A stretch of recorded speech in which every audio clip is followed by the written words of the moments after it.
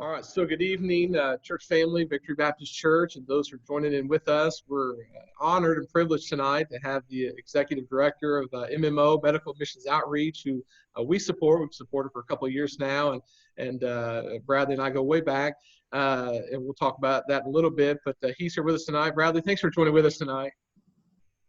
No, thank y'all for letting me be a part of this. I really do appreciate it. We sure love and miss Victory. Y'all have been just wonderful supporters of our ministry. We're blessed to be able to be a part of the service. Very good, very good. And I think you might have your family there with you. You want to go and introduce your family? We just want to see where you guys are at. So last time I got a chance to come up and be a part of the service, but my family was unable to be with me. So I'm going to ask them to go ahead and come up at this time. And I told them to be prepared. They're going to kind of introduce themselves. They'll tell you their names, their ages, and what grade they're in. And so I'll go ahead and start down here on this and go ahead. Hello, my name is Bradley Edmondson. I am 9 years old and I'm in 3rd grade. Hello, my name is Lulu Edmondson. I'm 11 years old and in 5th grade. Hello, my name is Noah Edmondson and I'm 13 and I'm in 7th grade. Hello, my name is Jude Edmondson. I am 13 and I am in 7th grade. Yeah, so we got 9 all the way to 13 years old. And so they're kind of getting used to this whole homeschooling thing. This is a new venture for our family. And so as the principal, I've tried to expel 4 of them, but their mother keeps coming and arguing with me about it. So we're making it through, though. We are. Oh, I know how that goes. So it's nice to put some faces with some names. Kids we've been praying for, sending the cards to, and we love your family very much. Love you kids. Appreciate you being a part of MMO and so and the Edmondson family. So we're glad about that. Yeah. Thanks, guys. Thank you very much. Go ahead, John. Go have a seat now.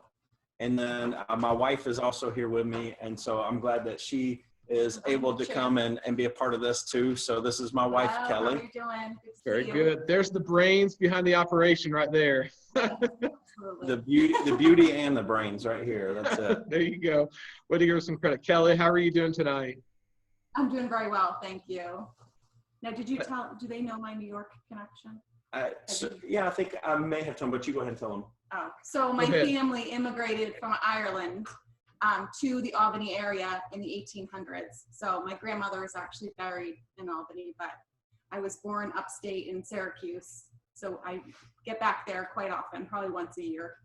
Good. Yeah, good. She's got an uncle that doesn't live too far from the church there. In fact, when I came to visit y'all the last time, I drove down to visit her uncle and a couple of her aunts that live in that area there too, which was really nice to get to see them.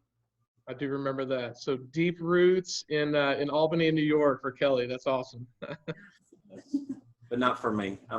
You're a Southern boy through and through. I know. Most people think I have an upstate New York accent, but I don't.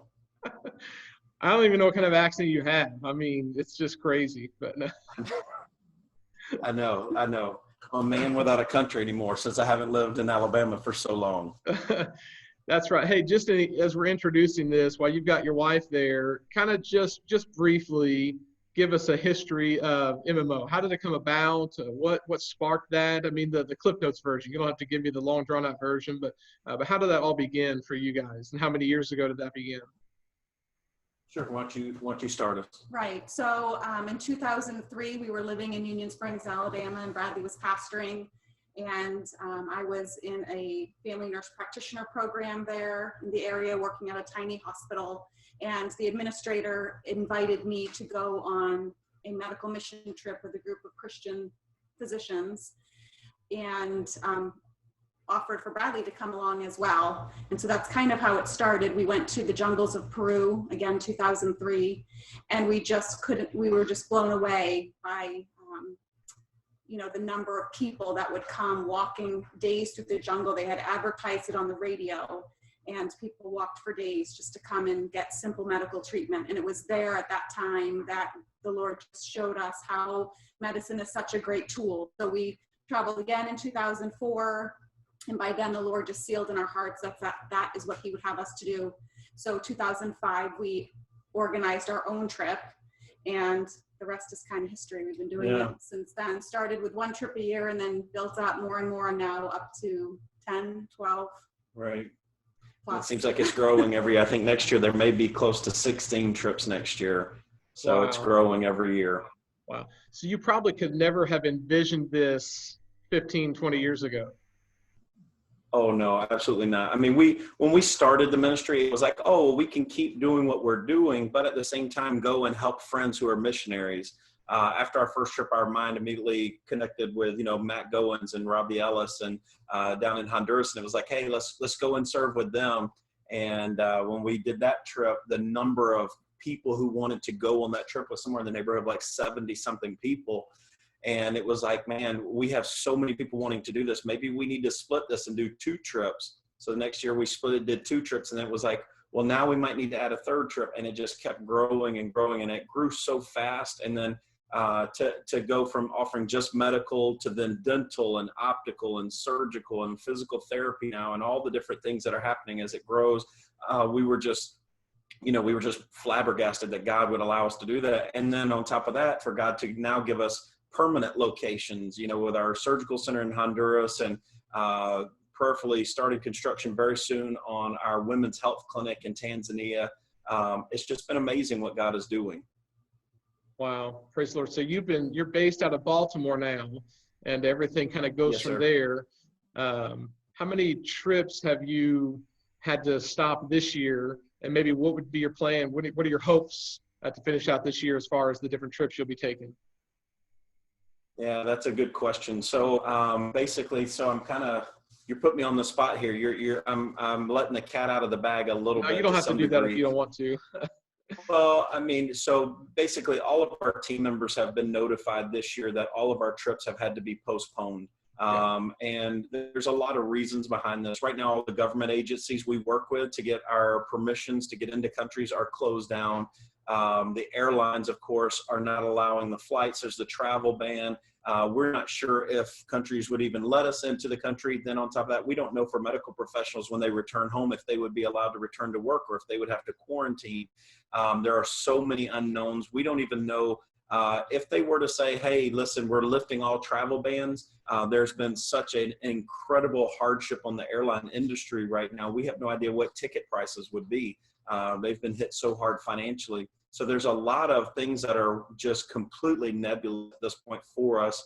And it would be a financial travesty for us to plan trips, to pay for things in other countries like hotels and food and transportation, then to find out that we can't take the trip. And a lot of the countries we work in, they would never offer you a refund. You would basically, you have to pay up front and you would absolutely lose your money for not showing up. Yeah. And so those are just things that as we started weighing out what was going on, what our options are, we decided to postpone. And so all of the trips that did not take place this year are moving to next year, as well as some of the trips that we had already planned for next year, because we have the people who signed up for trips this year. We had a long waiting list of people we had to turn down because our trips were completely full. So now we got to move all of those people to next year, plus the people who were on waiting lists, plus the people who wanted to travel next year, the new people. So it's a good problem to have. I mean, that's just the reality of it. It's a good problem to have people who want to serve the Lord, who want to travel. And we're thankful that God has allowed us to be able to start postponing and transferring those trips to next year. We did do 2 trips this year. Yeah, we did do 2 trips this year. We were in the Philippines and we were also in Peru this year. Okay. And had tremendous clinics in both of those countries. And it was such an awesome start to the year that I was like, man, this is going to be just a banner year. We're going to see tons of patients. We're going to see a lot of people come to know Christ. We're going to see a lot of churches helped. We were so excited about it. And so there was a lot of disappointment, just being honest. But at the same time, it was like, hey, if God is closing this door, he's definitely going to open another one.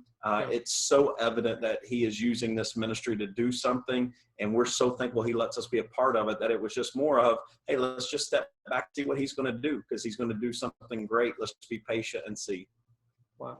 So you kind of alluded to a little bit ago, just go back, you're in at least 10 countries now, but how many total countries are you in as far as like right now and even next year, new countries you might be anticipating to get into? So I think, like I said, I think next year we're somewhere in the neighborhood of 15 countries we'll be working in, 15 to 16, somewhere like that.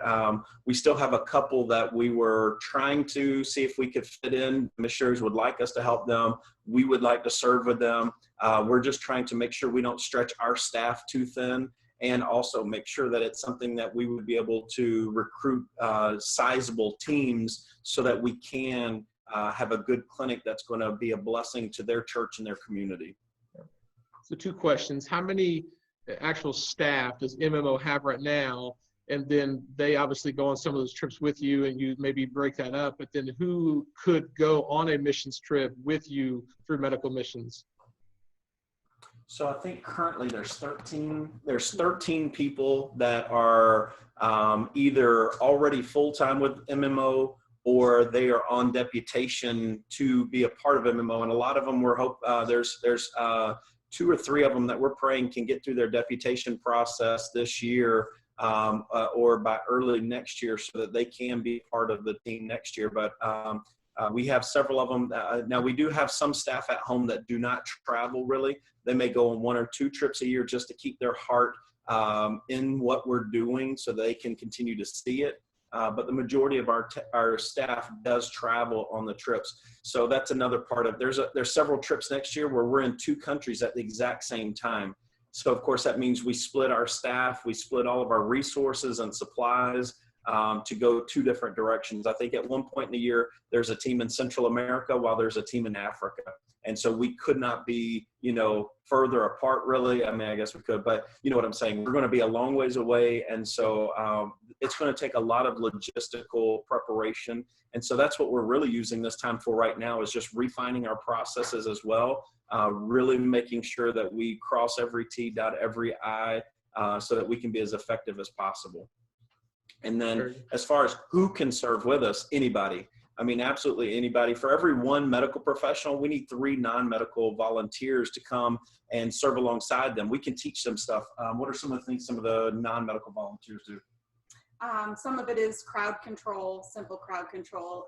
We can also teach them to greet the patients and take vital signs like get the weights, get the temperatures, the blood pressures. We also use assistants. A lot of non-medical professionals work in the vision clinic because they can be taught to pull the glasses, to fit the glasses on the patient's faces. We also use non-medical volunteers in the pharmacy as well, just assisting with counting pills out for the pharmacist to check. Kind of pulling stuff off the shelf so the pharmacist can fill it faster. I mean, I've never once had anybody come and say, I really didn't feel like I was used. I feel like I just sat around all week. It's definitely not like that at all. There is plenty of work to do. And so we need more people. And like I'm saying, with us multiplying the number of trips, I don't want it to be misleading where I'm going, all the trips are going to be already full. It's not like that. We feel like we are definitely stepping out in faith again by adding these many trips and asking God to supply the necessary manpower to get the job done. Yeah, very good. So you took a non-medical staff with you years ago, Pastor Stewart. Do you remember taking him on a medical missions trip? And I think he worked like a dog that week. And how did that go down for him? Absolutely did.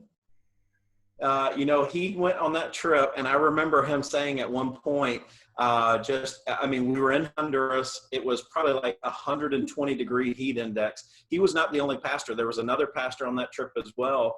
And the other pastor and him, I remember multiple times seeing them just drenched in sweat.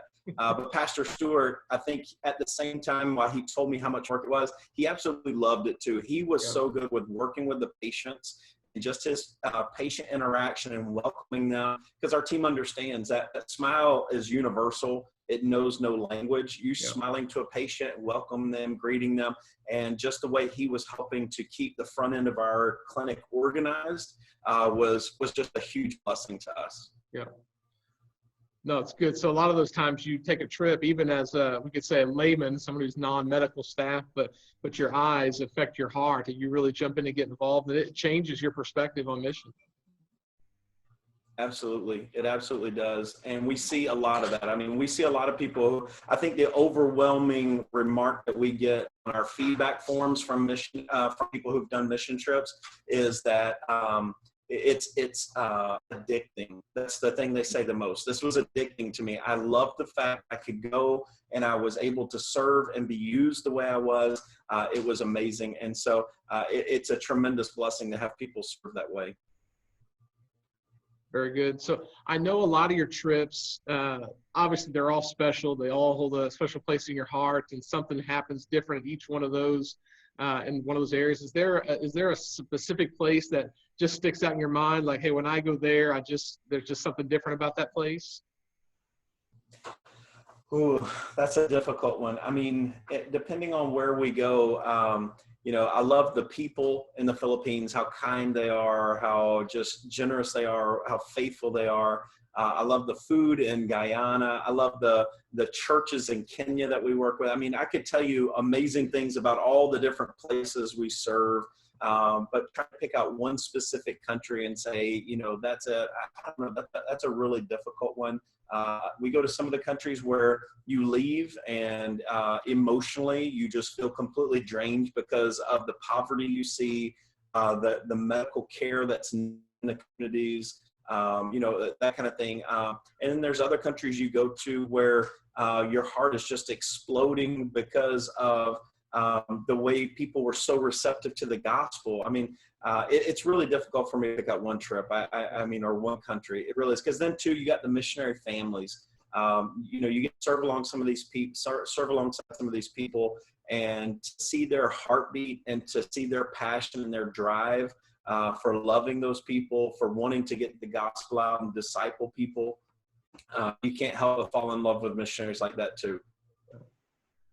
Very good. No, it's exciting. And I like this about your ministry, known it for many years, that you're local church driven. So you're trying to get your ministry into places where any medical help that you provide, it's only part of it. It leads to the spiritual, where they can get connected with the local church and be fed even after that. Is that how that would pretty much go for you? Yeah, absolutely. I mean, we like to say we serve the local people, serve alongside the local church. I mean, that's really what it's all about for us. We are not a humanitarian organization. We go into a community with the sole purpose of helping a local church reach their community with the gospel. We're there to help promote the gospel, plug people into a local church, but we're just using ethical, compassionate medical care to get that job done. Very good. So anyways, you just have a tremendous mission field that God has opened up to you. And I'm sure you're seeing churches planted almost every year as a result of your ministry, thousands of people being saved every year. I mean, they're getting help. I mean, when you started off, obviously was like just maybe local medical help, and now you're like dental, vision, you're adding a bunch of stuff, even building facilities. What's your greatest joy serving in the medical missions outreach ministry? I would have to say, when we return to a community and you see former patients that are now serving in a local church. I mean, that's one of those things that I can't get over. I could tell you stories, and I can think immediately of faces and names of people who, came into our clinics. I'm thinking specifically right now of a mother that brought her daughter into our clinic in the Philippines. The daughter had some serious health concerns. Our team was able to step in, do some things to help while we were there. We also organized some surgical procedures to take place. The reality is we helped change that little girl's life physically with things that we were able to accomplish for her health needs. She is a different little girl, no doubt whatsoever today, and has an incredibly much better quality of life right now as a result of it. But what's even more beautiful to me is seeing that family as a part of that church. Every single time we go back, her mom is one of the volunteers that comes and will serve every single day. We'll greet people as they come in. We'll love on people as they come in. To me, that's amazing. We were in East Africa. I remember not long ago, we go to the church service at the beginning of the week on Sunday, and this guy comes walking up to me and he says, Mr. Bradley, do you remember me? And I said, hey, man. I said, no. I said, I'm so sorry. Forgive me. What's your name? Remind me your name. And he shakes my hand and he tells me his name. He goes, I was a patient here last year. And part of me wanted to say, I know, but you were one of like 3,000 patients. It's hard. And he goes, I was a patient here last year, and I received Christ as my Savior, and I've been coming. I have not missed a church service. I love this church, and I'm growing in a relationship with Christ. I'm just like, wow, that right there, that's what it's all about, seeing Christ make a difference. We tell people all the time, our vitamins, our antibiotics, our painkillers, the dental procedures, the glasses, all of that stuff, it's only going to last so long. I mean, that's the reality of it. I mean, it's maintenance healthcare is a lot of what we're doing for people.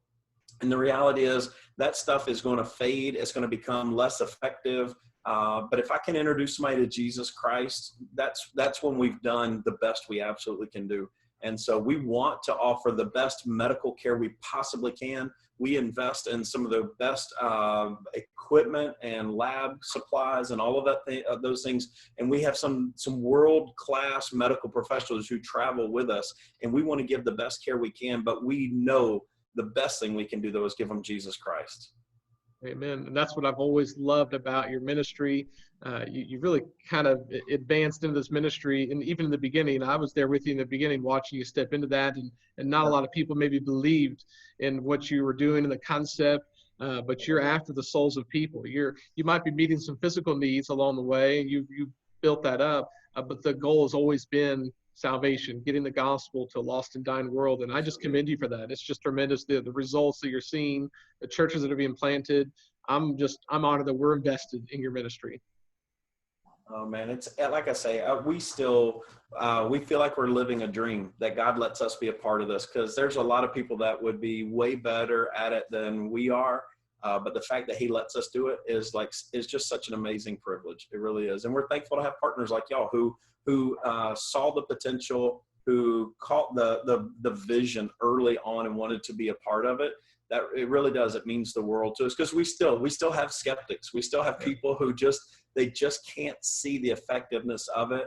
And I tell them every time, most people, what I've found out is most people who've never been outside of America, they can't understand the importance of what we do.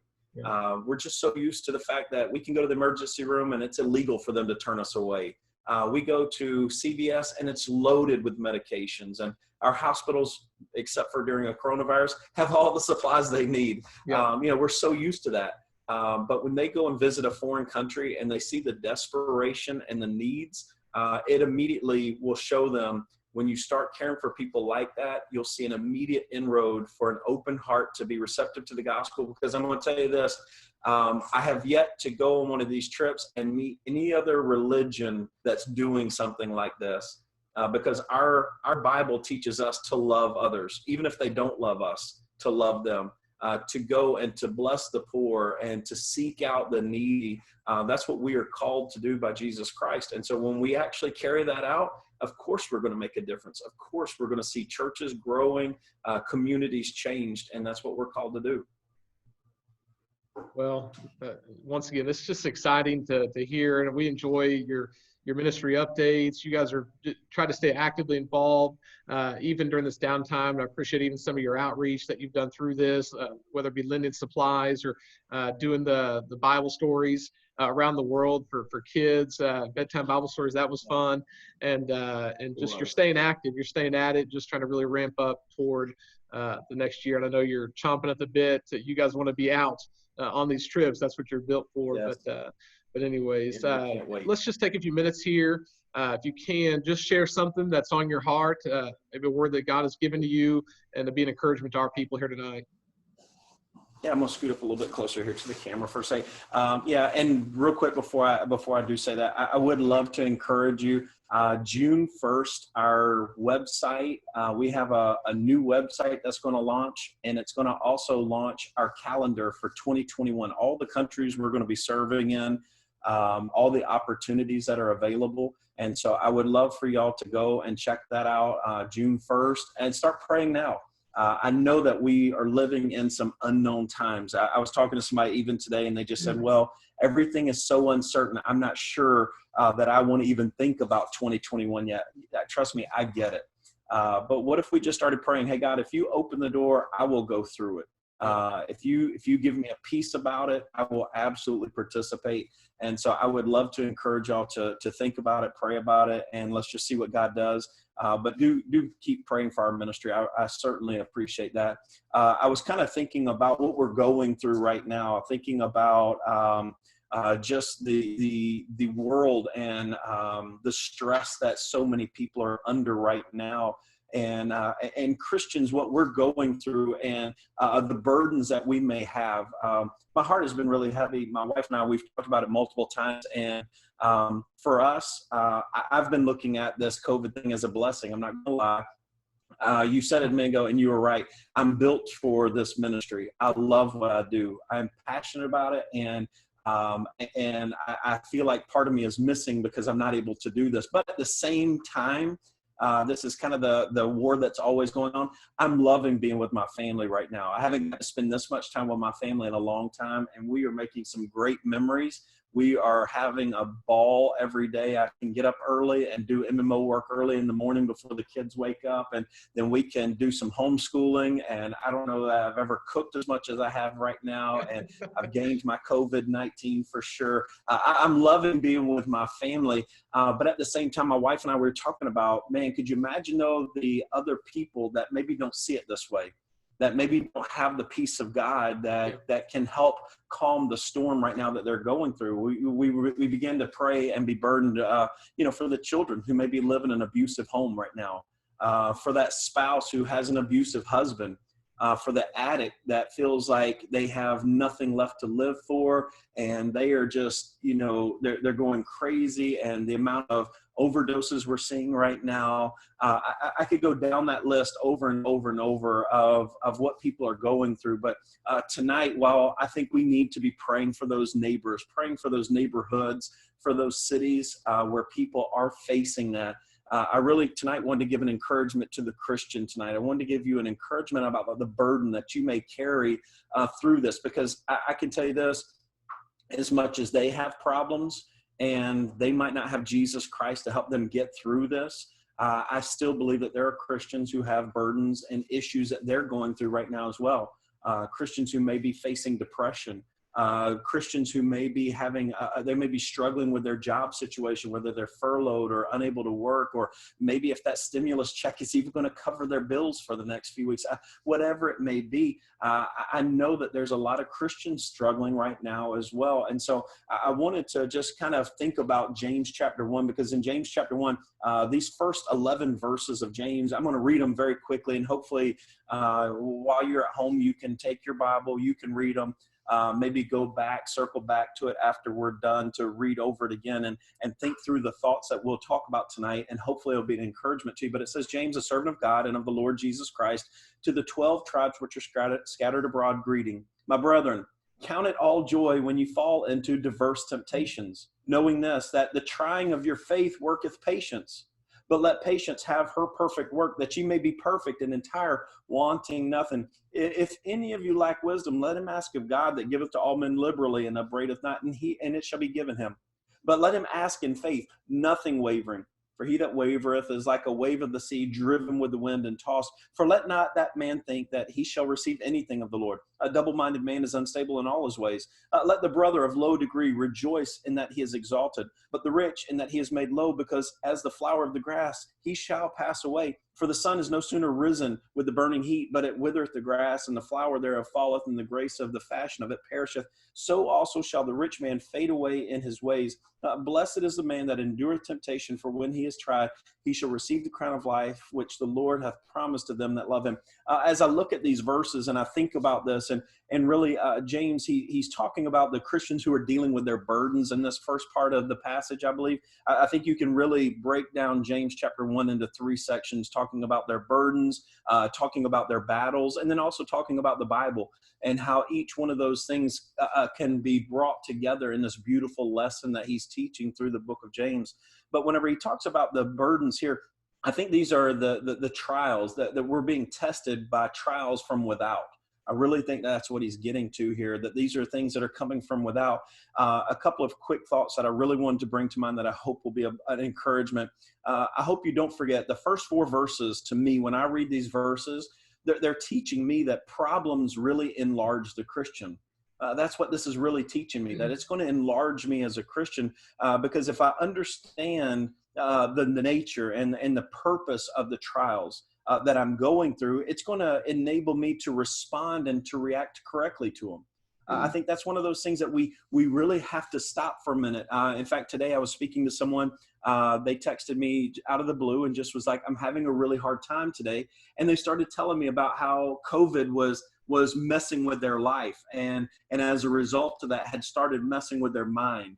And those things start to find a way into their hearts and wondering, is God really, does God really love me? Is God really going to allow this to happen to me? And are all of my hopes and my dreams about to be shattered during this COVID crisis that I'm going through? We got to really stop and look as a Christian, take a couple of steps back and look at this in a correct way, because when we understand nature and purpose of trials, we're going to have a better reaction to it. We're going to respond better to it. We need to understand that there is a purpose in our trials and our afflictions. There's always a purpose. There are numerous scriptures to back this up, that there's a purpose when God allows us to go through these valleys, when God allows us to go through these trials. There is a purpose for it, and this one is no different. This is no different. This is just one of those ones, instead of it being just you sometimes, like it often can be for us, this is the whole world right now. We are all seeing this. But at the same time, as global as this may be, we still can have the uniqueness of what God is trying to accomplish in our lives individually. So I believe there is a purpose to it. But I think also we need to understand that there's a privilege of going through a trial. I think that's exactly what he's trying to explain to them whenever he says in verse number 2, my brethren, count it all joy when ye fall into diverse temptations. When you have these assaults that come into your life, count it joy because you have somebody to go through it with. Count it as joy because you're going to see God do something great. My pastor growing up used to give this illustration, and forgive me if you think this is corny, but I remember him giving this illustration about a young boy and his mom going into kind of an old-fashioned market. And as they go in, there's this huge bucket of candy, and the mom's paying for the stuff, and the owner of the store looks at the little boy and says, go ahead, grab you a handful of candy. And the boy just kind of looks sheepishly at the ground, and he kind of backs behind his mother. And the owner of the store says, no, it's okay. Go ahead. I'm letting you go ahead. Just reach in there, grab you a handful of candy. It's okay. It's on me. I want you to have it. And the little boy just kind of, again, he kind of pushes into his mother a little bit more. He's not doing it. And the mother is kind of getting embarrassed and trying to push him towards it, and he's not doing it. So the owner of the store steps around. He reaches in there. He grabs a great big handful of candy, and he shoves it into the kid's pockets, and they walk out. And the mom looks at the little boy and says, why wouldn't you just get the candy? He was trying to be kind to you. He said, because his hands are twice as big as mine. I think whenever I have these trials in my life, whenever I have these opportunities to stop and say, hey, listen, I can try to get through this on my own. I can try to resolve this on my own. Man, what a privilege to stop and say, but I don't want to.